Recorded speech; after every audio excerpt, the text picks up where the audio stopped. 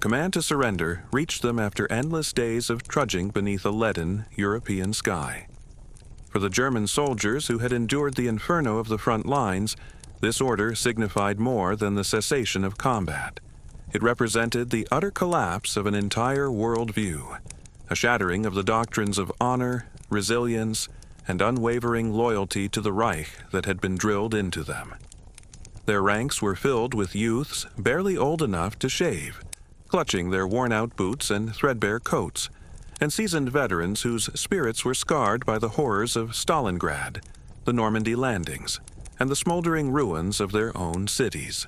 As they were herded onto Allied trucks and trains, a nervous whisper traveled through their columns. Their destination was rumored to be England, or perhaps a detention camp in France. This initial uncertainty was soon replaced by a profound shock. They were not to remain in Europe at all. Instead, they found themselves being marched onto massive troop transports, vessels of a scale they had never seen, destined for a journey across the vast, unknown expanse of the Atlantic Ocean. The voyage itself was a disorienting experience. Crammed into the damp, foul-smelling holds of the ships, spaces designed for equipped soldiers but not for despondent captives, the air grew thick with the mingled scents of salt water, engine oil, and human apprehension. Yet, amidst this discomfort, a peculiar sense of relief began to germinate in many. For them, the war was truly over. The relentless shelling, the desperate last-ditch defenses against overwhelming enemy advances, all of that was now in the past. However, this relief was tempered by a deep-seated anxiety about what awaited them on the other side of the ocean.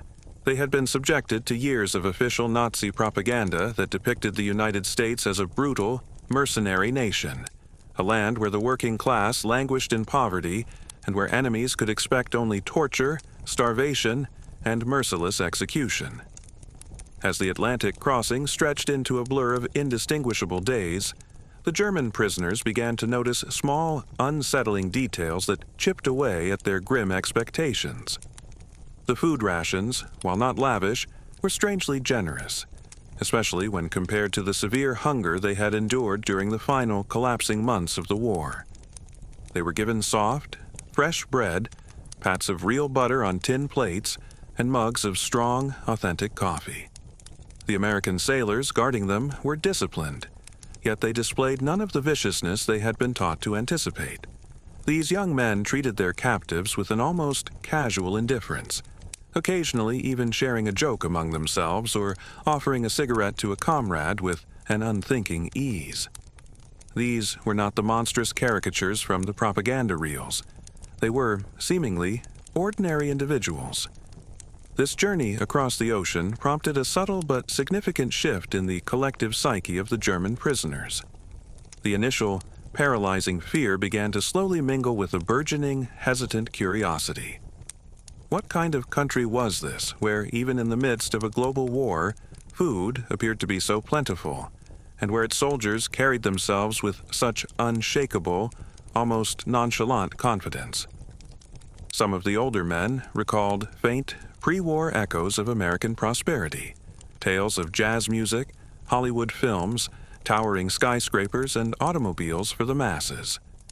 But those were distant, almost mythical images. Now they were on the verge of confronting the reality, still shrouded in uncertainty.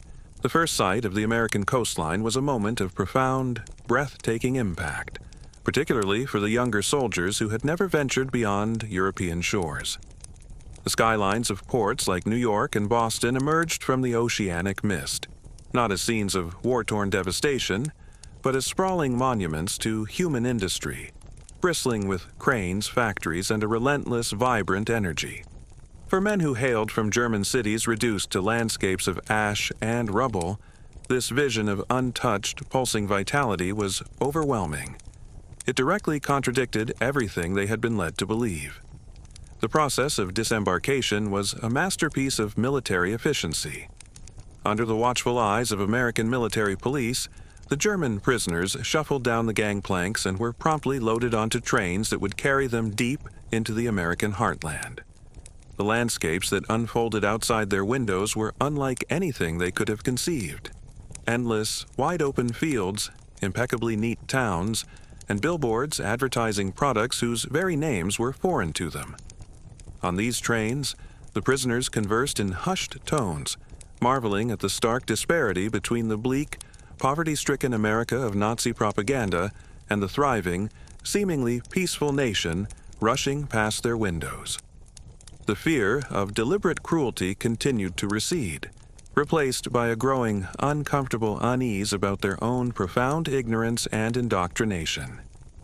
It was during these formative days of captivity and transit that the prisoners first began to intuit that their imprisonment in America might not resemble the harsh, punitive existence they had braced themselves for.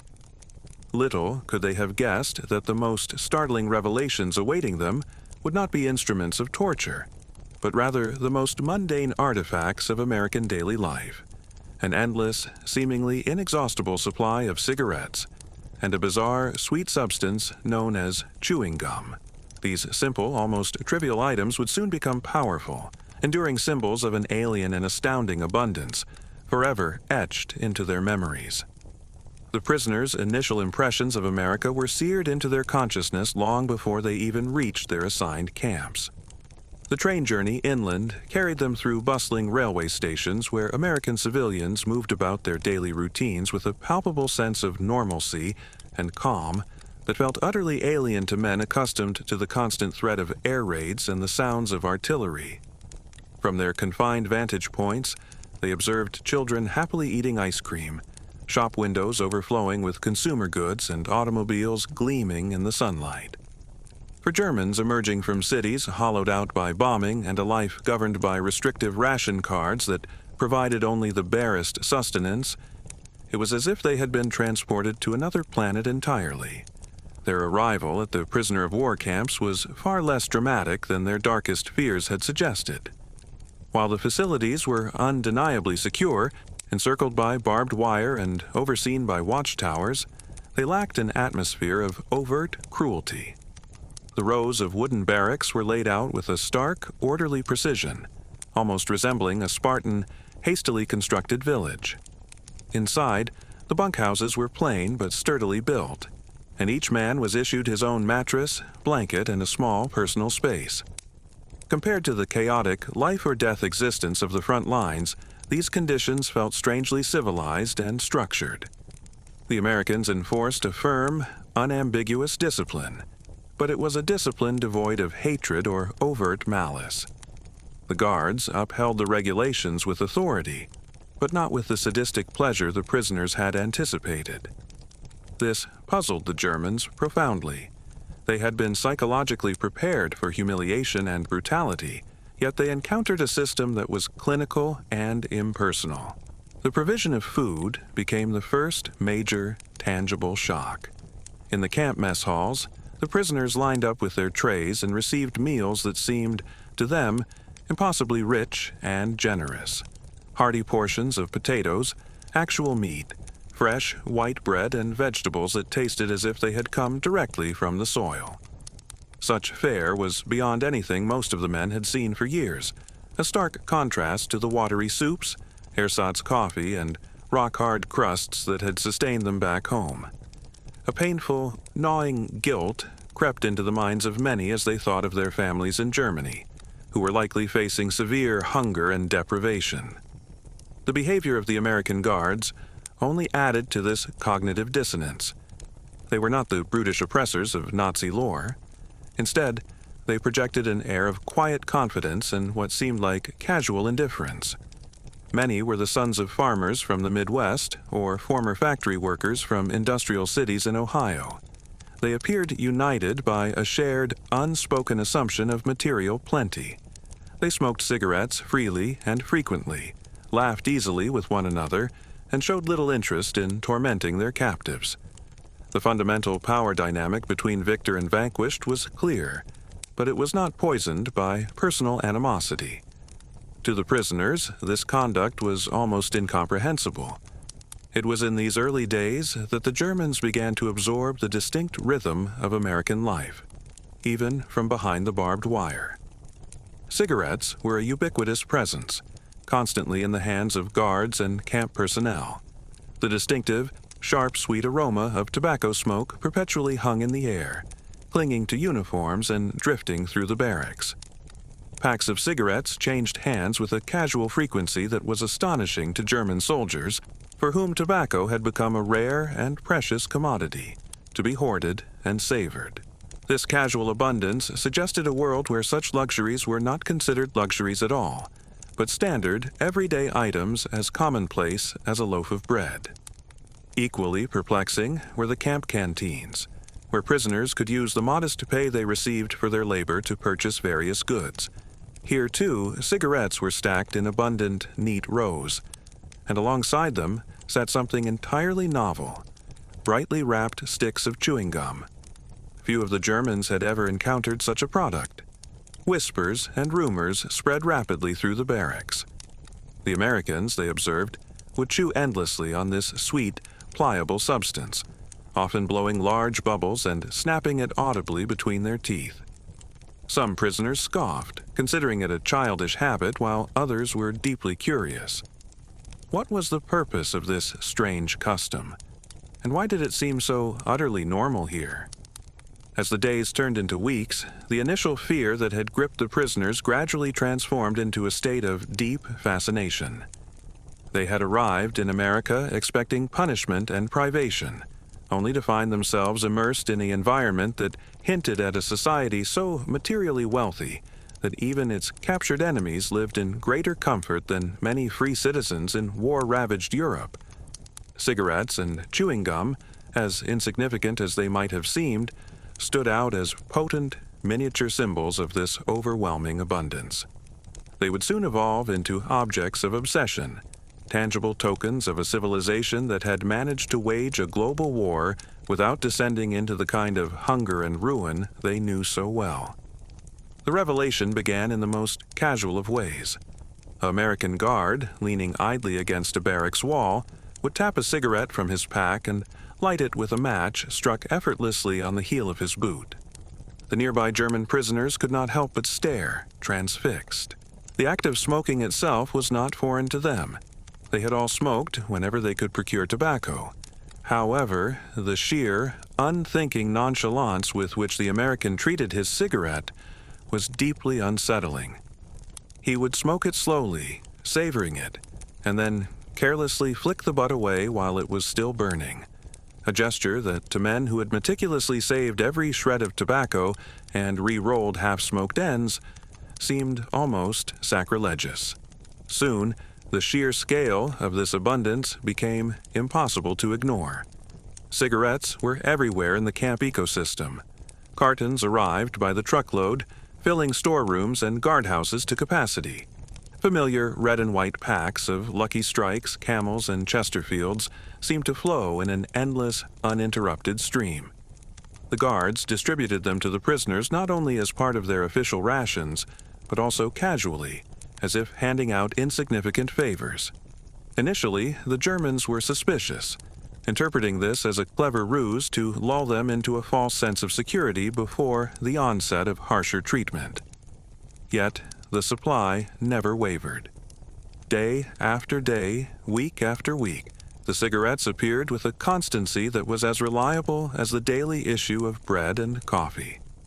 For many of the prisoners, smoking transcended its role as a mere pastime. It became a vital ritual, a small but meaningful way to reclaim a sense of personal identity and normalcy amidst the emasculating reality of captivity. Lighting a cigarette after a long day of assigned labor provided a fleeting moment of dignity and introspection. Conversations flowed more easily amidst the shared haze of smoke, and new friendships were forged in the dim light of the barracks, with the familiar scent of tobacco serving as a common bond. Even those who had never smoked before the war soon found themselves participating, unable to resist the psychological pull of something that had once been so scarce, but was now available in limitless quantities.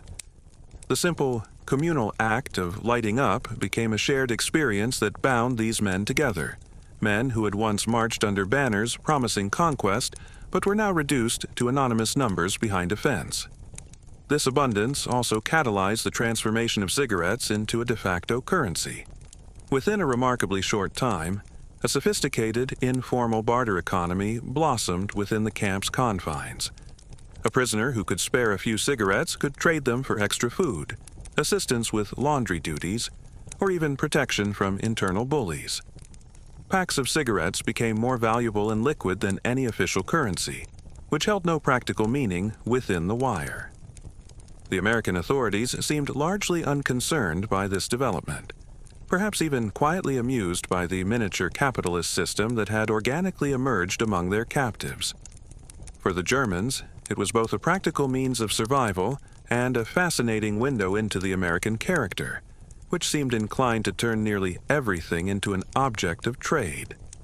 What unsettled the prisoners most profoundly was not merely the presence of the cigarettes, but the breathtaking ease with which the Americans consumed and discarded them. The guards smoked almost constantly, their fingers perpetually stained with nicotine, their conversations punctuated by exhalations of blue-gray smoke. They offered cigarettes to one another with a casual, open-handed generosity that baffled the Germans.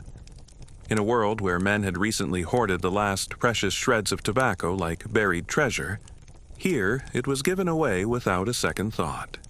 Cigarettes, in this context, were not a prize to be won or a luxury to be cherished. They were simply a mundane part of existence. This stark contrast forced many prisoners to fundamentally reevaluate the propaganda they had been fed about the United States.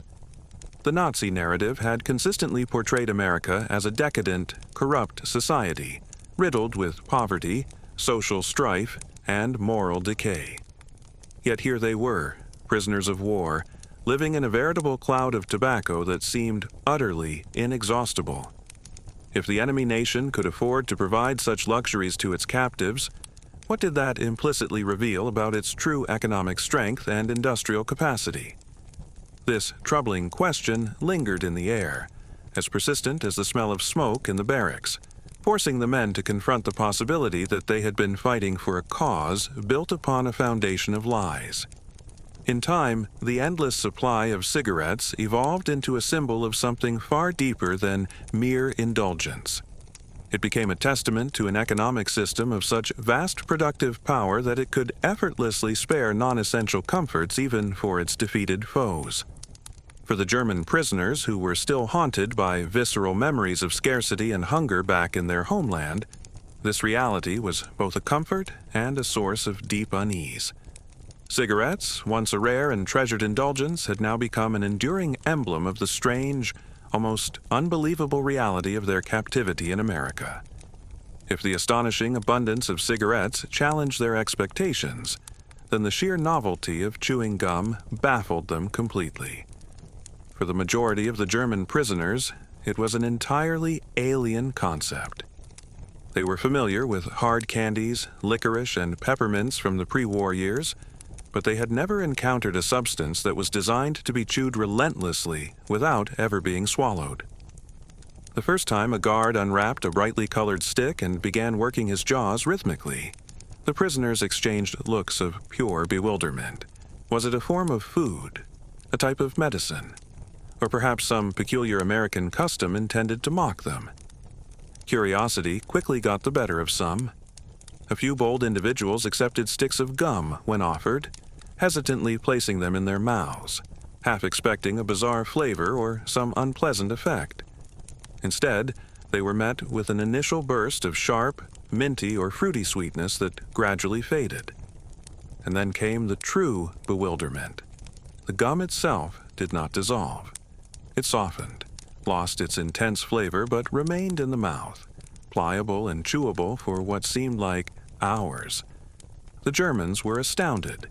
In their experience, food was meant to be consumed for nourishment. It was swallowed, and that was the end of it. Here was a product designed not for sustenance, but for pure, prolonged, and seemingly pointless enjoyment. Speculation and rumors ran rampant through the barracks. Some men insisted with conviction that chewing gum was manufactured from rubber. Others swore it had medicinal properties, perhaps for cleaning teeth or soothing nerves. A few remained suspicious, convinced it was a psychological trick to keep them docile and their minds occupied. But for most, it became a source of endless fascination. They watched the American guards chew for hours on end, while walking their patrols, during conversations, or simply standing watch, the rhythmic motion of their jaws and the occasional snap of a bursting bubble appearing both comical and mesmerizing. When the camp canteens began offering gum for sale, demand surged immediately.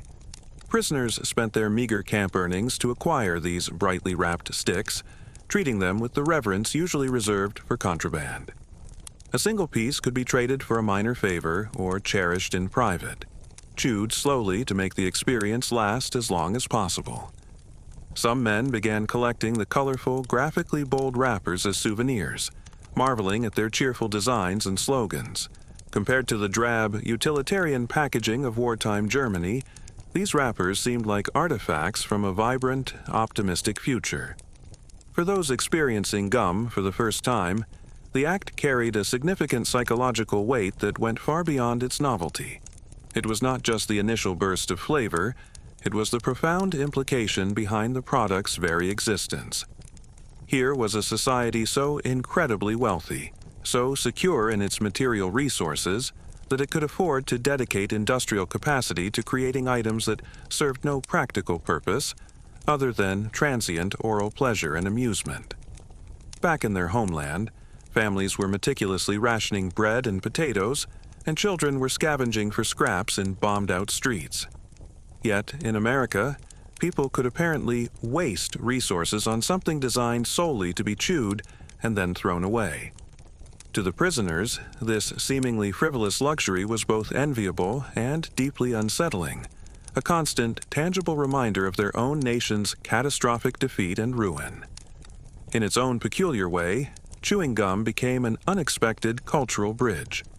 Some prisoners eagerly adopted the habit, mimicking the Americans, practicing how to blow bubbles, and laughing when the pink or white film burst unexpectedly across their faces.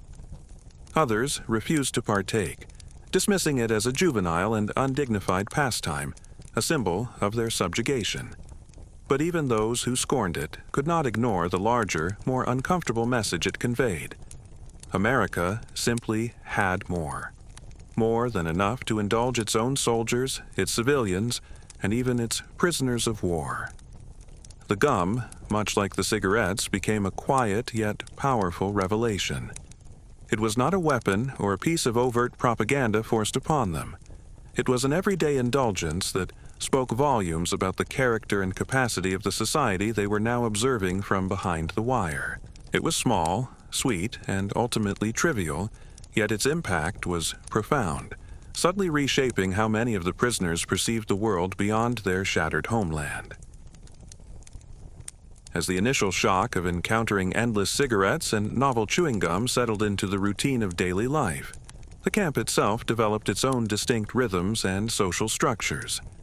Their days began early, with guards calling them out for morning roll call beneath the stark, silhouetted watchtowers. The prisoners would line up in neat rows, counting off in weary voices before dispersing to their various assigned work details. Some groups were transported outside the wire to labor on nearby American farms, picking crops or tending to livestock. Others worked within the camp's confines in workshops, repairing equipment or crafting wooden furniture. A few, possessing specific skills, were even assigned to local construction projects. For this labor, they received small wages, credited to their camp accounts, which they could then spend at the canteen. It was through this miniature wage system that cigarettes and gum evolved from being passive symbols of abundance into active, dynamic participants in the daily struggle for a tolerable existence within captivity. The canteens stocked them in seemingly limitless quantities, alongside other items like soap, candy, and writing materials. Each prisoner quickly learned that to navigate and improve his life in the camp, he had to actively engage in this internal economy. A pack of Lucky Strikes could be bartered for an extra blanket. A single stick of gum could secure a favor like a polished pair of boots, and a full carton could buy a week's exemption from someone else's unpleasant chores. The American authorities generally permitted these exchanges to flourish, perhaps recognizing that this informal economy provided the men with goals, a sense of agency, and a structure that helped maintain overall order and morale. Inside the barracks, this culture of trade grew into a complex microcosm of a functioning society. Cigarettes emerged as the undisputed currency of choice, as stable and reliable as the Deutsche Mark or the US dollar had been in the outside world. Men who were shrewd or abstemious with their smokes could accumulate significant influence and comfort, while those who were profligate quickly found themselves dependent on others. Chewing gum, while less practical, retained its own unique mystique and social value. A piece offered at an opportune moment could cement a new friendship, diffuse a rising tension, or secure a man's loyalty. In the claustrophobic, high-stakes environment of the camp, even such small gestures carried immense weight. The American guards, observing from the periphery, often seemed amused by this bustling internal economy.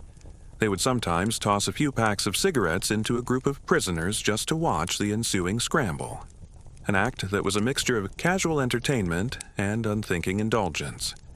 But for the prisoners themselves, these items represented something far more significant than simple pleasure. They were tangible, daily proof of America's overwhelming economic and industrial strength. The fact that a nation, while fighting a massive two-front war across two oceans, could still produce and distribute such non-essential luxuries to both its own personnel and its captured enemies was a silent, yet powerful, testament to its power. This unspoken truth gnawed at the remnants of German national pride more effectively than any form of punishment or humiliation ever could. The daily routines of camp life continually reinforced this stark contrast. Mornings began with mugs of steaming, authentic coffee. Lunch often included portions of meat, vegetables, and that remarkably white, soft bread that seemed so decadent. Work details concluded with rest periods where men would gather to smoke, chew gum, and talk quietly about their homes and families. Evenings might bring the arrival of mail, letters from home that were carefully censored, but still served as a precious lifeline to a world they had lost. And woven throughout this daily cycle were the cigarettes and the gum, providing not just sensory comfort but also a sense of continuity and structure to the long, monotonous hours of waiting. Gradually, almost imperceptibly, the prisoners began to adapt and carve out a semblance of a life within their constraints.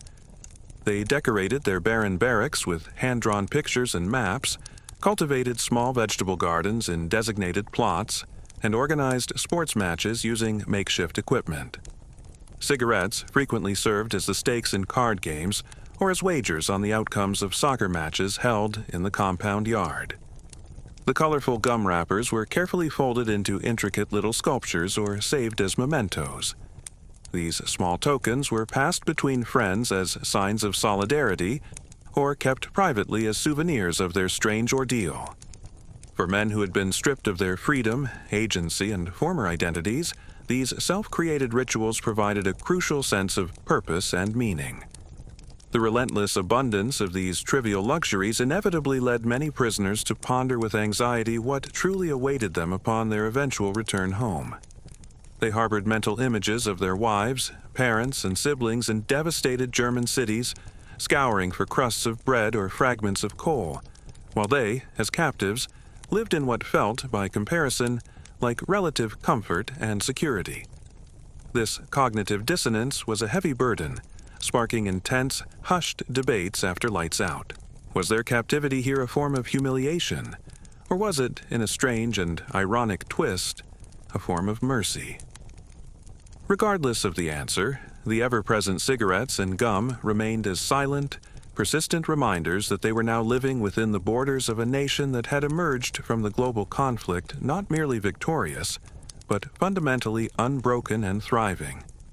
As the weeks stretched into months, the German prisoners developed a more nuanced and profound understanding of the immense cultural and economic chasm that separated their homeland from the America that held them. The divide was not merely defined by the barbed wire fences and the uniforms of their guards. It was embodied in the starkly different quality of daily life, in the values that seemed to be taken for granted, and in the fundamental assumptions about what constituted a normal existence. The cigarettes and gum had provided the initial, powerful clues, but the longer the men observed their captors and their environment, the deeper their sense of unease and realization grew. In quiet conversations on their bunks at night, they shared and compared increasingly painful stories from home.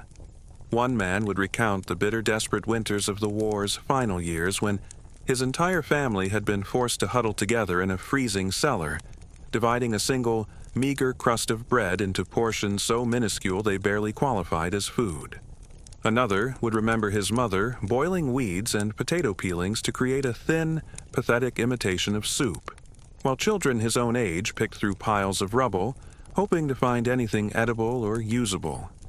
In Germany, even simple tobacco had become an almost mythical luxury, reserved for high-ranking officers or available only on the black market at exorbitant prices. Even the most hardened combat veterans had often been reduced to smoking dried leaves and herbs stuffed into scraps of newspaper, coughing at the acrid, harsh smoke. And here, in this American camp, their guards thoughtlessly tossed away half-smoked cigarettes as if they were worthless. The prisoners could not escape the profound humiliation inherent in this comparison. They were men who had fought under banners proclaiming German superiority and a destined victory, who had been told repeatedly that theirs was the most advanced, disciplined, and culturally superior nation on earth. And yet, here they sat, confined behind wire, observing a society that appeared, by every visible metric, to be richer, more open, and immeasurably more confident than anything they had ever known. The chewing gum, in its own trivial way, epitomized this uncomfortable reality. It was not necessary for survival. It was not even practical. Yet millions of Americans consumed it habitually and without a second thought. For the Germans, it was a display of prosperity that felt almost like a mockery of their own nation's suffering and sacrifice. Their discussions often circled back to the subject of the propaganda they had consumed. Many remembered the vivid posters and the fiery radio speeches that depicted America as a society in terminal decay, riddled with unemployment, social corruption, and internal misery. But how could they reconcile those images with the overflowing camp stores, the consistently fresh and ample food, and the endless river of cigarettes? Some of the more ideologically stubborn prisoners argued that it was all a carefully constructed facade, that the Americans were showing them only a polished surface to hide deeper rot. Others, however, found this position increasingly difficult to maintain, reluctantly admitting the undeniable truth. The Reich had lied to them, and America was far stronger, more resilient, and more prosperous than anyone in Germany had been allowed to imagine. For the younger soldiers in particular, this cultural shock was profoundly personal. They observed American guards who always seemed to have clean, well-maintained uniforms, who wore easy, unforced smiles, and whose pockets jingled with coins they could freely spend on candy and soda from the camp's vending machines. They watched them write long letters home, seemingly confident that their families lived in comfortable houses untouched by bombs, in neighborhoods where shops were fully stocked and schools still functioned normally. These small, everyday observations struck with far greater force than any political lecture ever could. They were direct, undeniable glimpses into a reality that was completely at odds with the shattered, desperate streets of Dresden, Cologne, or Hamburg. Even the simple, physical act of chewing gum became a potent symbol of this difference. The Americans chewed gum while on duty, while engaging in conversation, while simply lounging in the sun. The rhythmic, snapping sound of gum being cracked between teeth became an ubiquitous soundtrack to their captivity. And while some Germans derided it as a childish and undignified habit, others secretly envied the casual, unthinking freedom it represented. To be able to chew without a care, to waste both time and a material resource on something so completely unnecessary, that in itself was a form of power. It demonstrated a nation so secure in its wealth and its future that it could afford to indulge in habits that seemed frivolous and extravagant to men who had been raised in an environment of increasing scarcity and deprivation. The more they saw, the more the prisoners came to a sobering realization. Their captivity in America was not merely a period of passive waiting for the war to end and for repatriation to begin.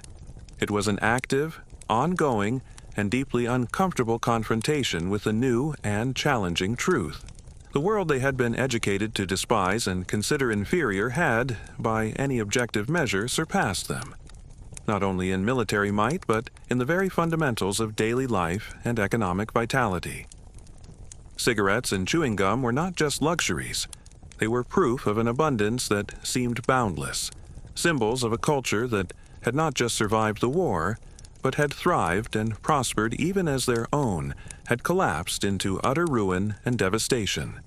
When the long-awaited mail from Germany finally began to reach the camps, the prisoners were confronted with yet another painful and poignant contrast.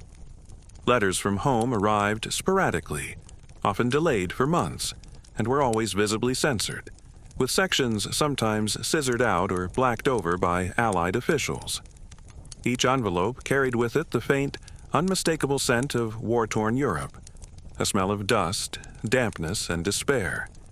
The paper was often brittle and thin, the ink sometimes smudged, the handwriting frequently anxious and hurried.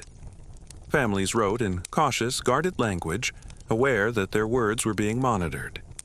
They spoke of health in vague terms and of managing, despite the difficult circumstances. But reading between the lines, the prisoners could easily decipher the grim reality. Their loved ones were suffering from persistent hunger, living in constant fear, and slowly having their hope eroded by the relentless hardships of the post-war period.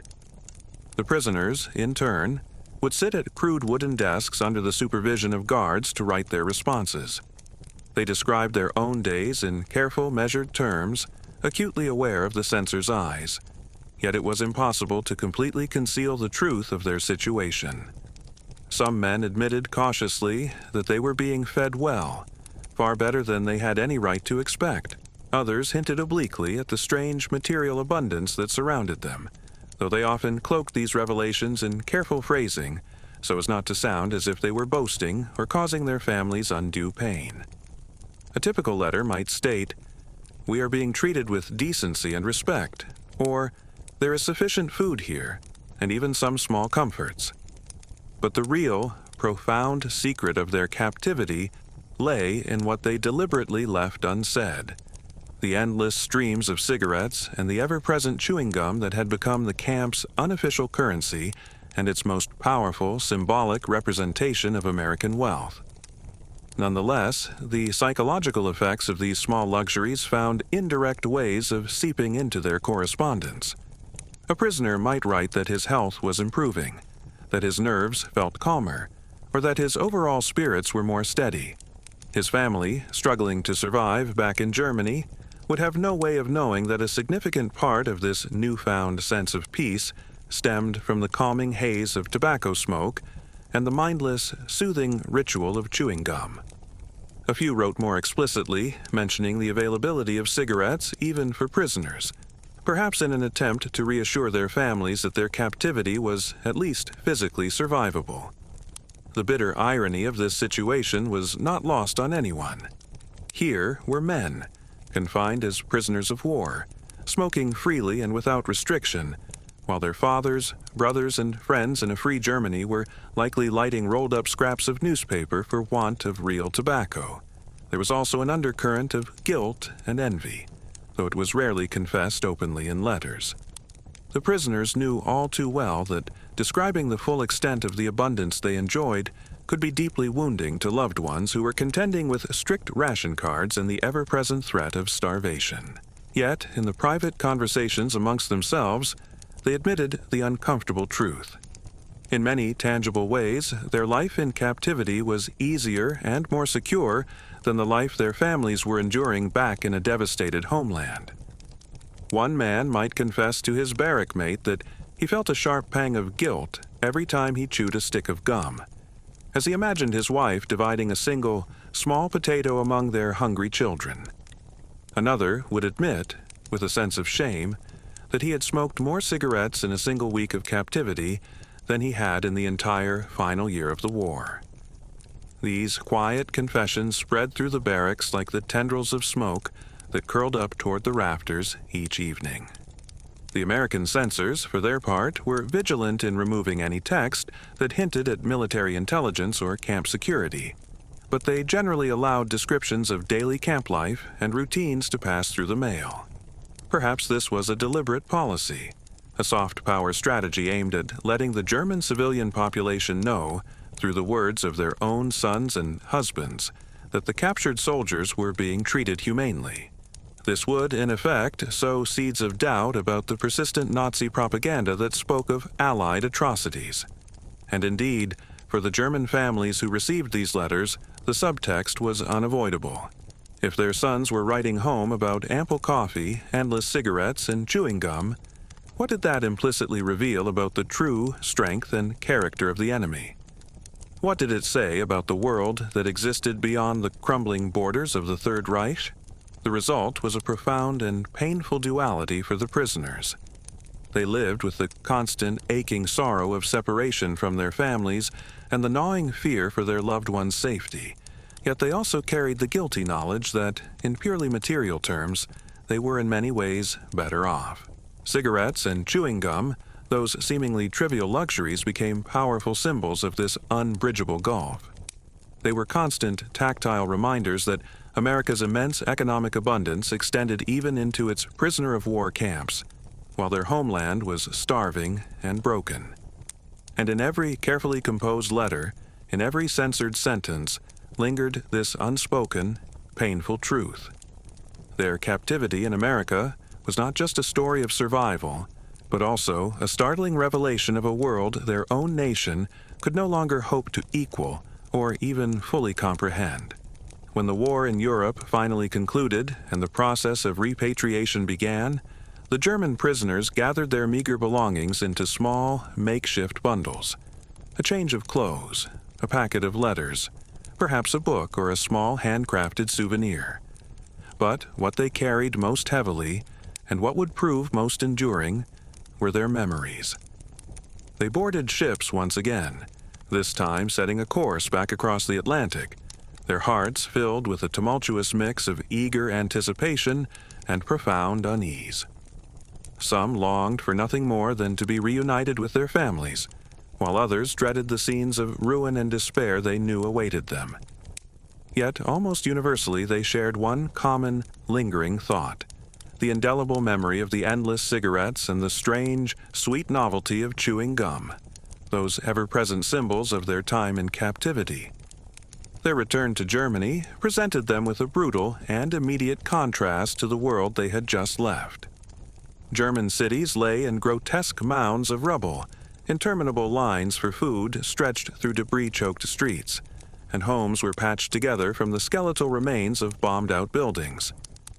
Families embraced their returning sons with tears of joy and relief, but behind these emotional reunions lay a deep, pervasive despair about the present and a profound uncertainty about the future.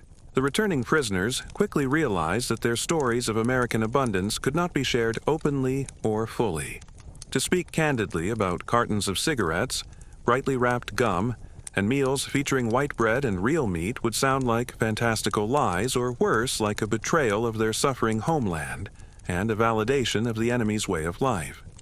Still, among close friends and trusted family members, the incredible tales would eventually slip out.